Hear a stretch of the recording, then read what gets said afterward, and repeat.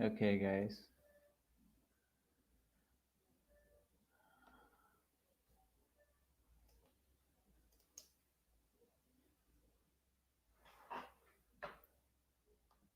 Close this one.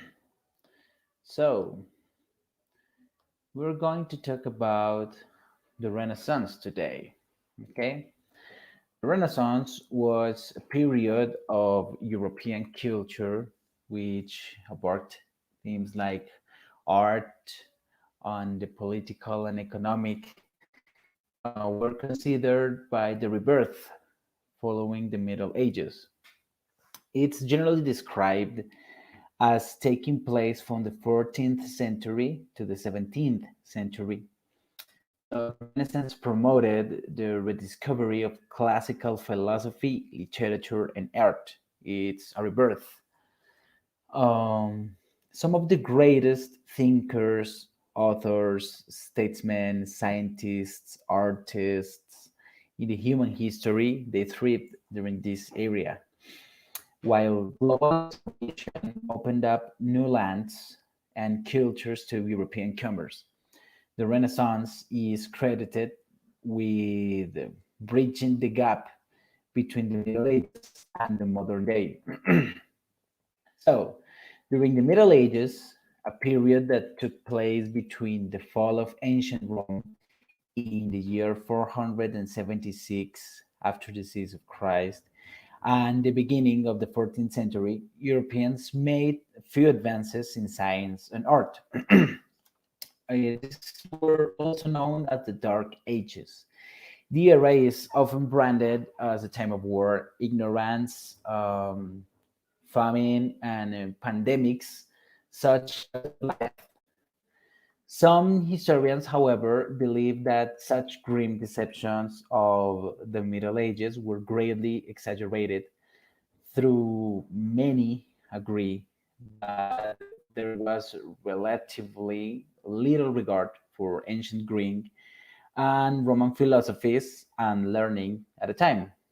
So, during the 14th century, a cultural movement called humanism began to gain momentum in Italy.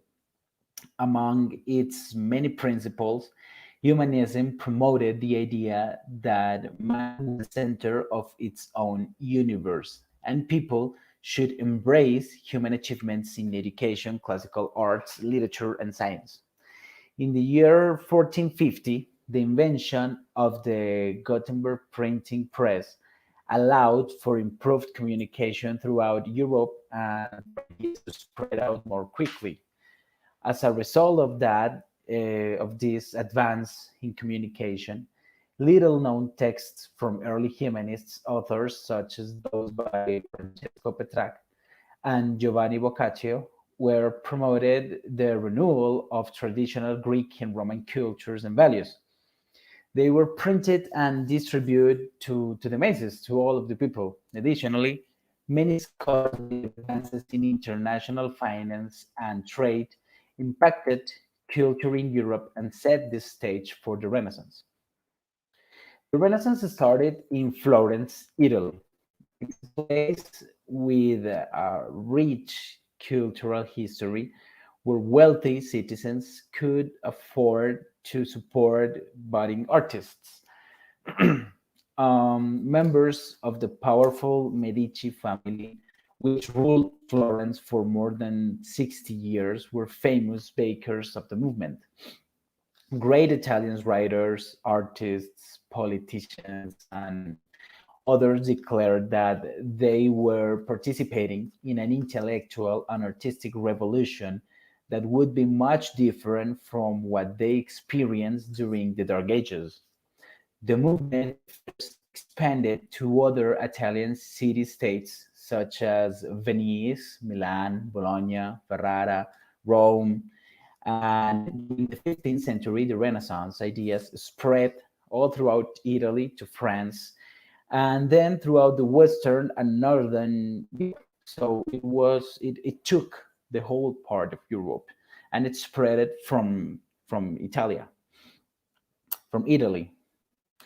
Although other European countries experienced their Renaissance later than Italy, the impact was still revolutionary for those that didn't experience the Renaissance in the same time period than Italy.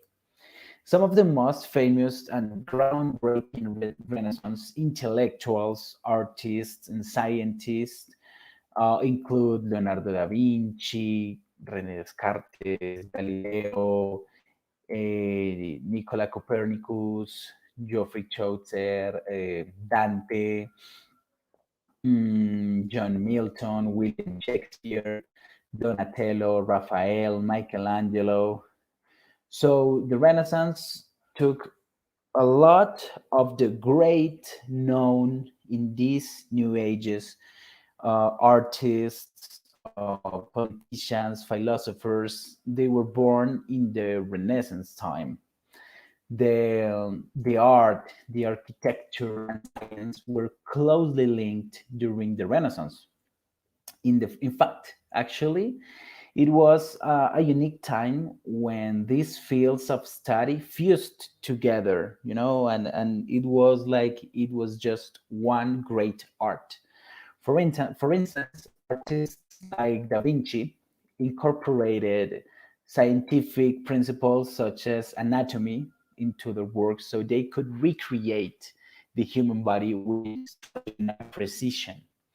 Architects such as Brunelleschi studied mathematics to accurately engineer and design um, amongst huge of buildings with expansive domes. The scientific discoveries led to major shifts in thinking. Galileo and Descartes presented a new view of astrology and mathematics, while Copernicus proposed that the sun, not the earth, was the center of the solar system. Principles that nowadays we know are true, but back in those days were absolutely revolutionary. The Renaissance art was characterized by realism and naturalism.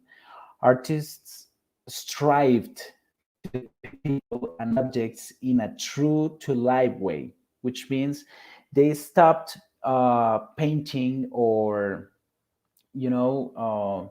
trying to recreate more people like they actually were. So they stopped characterizing the people in their paintings and they started do the realism in paintings. And that was a huge advantage for that time. They used techniques such as perspective, shadows, light. They adapt to the work.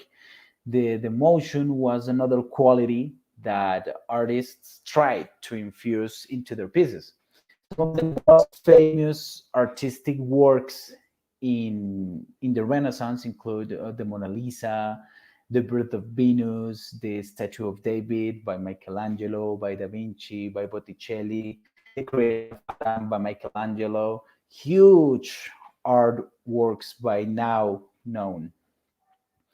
While many artists and thinkers used their talents to express new ideas, some Europeans took to the seas and they learned more about the world around them in a period known as the Age of the Discovery. Several important explorations were made. The voyagers launched expeditions to travel the entire globe. They discovered new shipping routes to the Americas, to India, to the Far East, and explorers trekked across areas that weren't fully mapped. So they explored new lands. The religion in the Renaissance, okay, was encouraged by the humanism of the Europeans to wonder, to question the role of the Roman Catholic Church during the Renaissance. As more people learned how to read, write, and interpret some new ideas, they began to closely examine and critique the religion as they knew it. Also, the printing press allowed for texts, including the Bible itself, to be easily reproduced and widely read by the people themselves for the first time. We should remember that before the time, before the printer, people couldn't actually read a Bible because they had no access to it. So after this, the recreation of hundreds, thousands of books, including the Bible, especially the Bible, lead people to could read by themselves, and they start wondering, questioning a lot of things about their religion that weren't quite exactly by what the Bible said. So in the 16th century, Martin Luther, a German monk, led the Protestant Reformation. This was a revolutionary movement that caused a split in the Catholic Church. Luther questioned many of practice of the church and whether they align with the teachings of the Bible. So he read the Bible and he was like, okay, what they are telling us to do, what they are forcing us to do, isn't quite what it's written here. So he started a reformation that leads to a revolution, led to a revolution back in that day, and started the movement of the new movement of Christianity known as Protestantism. So Martin Luther created that movement basing himself in what he thought it should be proper to understand about the Bible and not what the church told him. So after that, it was from a declive for the Renaissance, and it led to inevitable end.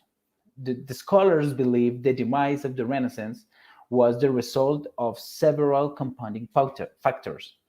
By the end of the 15th century, numerous wars had plagued the Italian peninsula. Spanish, French, German invaders, they battled for the Italian territories, and they caused disruption and instability in the region. Also, the changing trade routes led to a period of economic decline and limited the amount of money that wealthy contributors could spend on arts. So, money were less, problems were more. Later, in a movement known as the Counter Reformation, the Catholic Church censored artists and readers.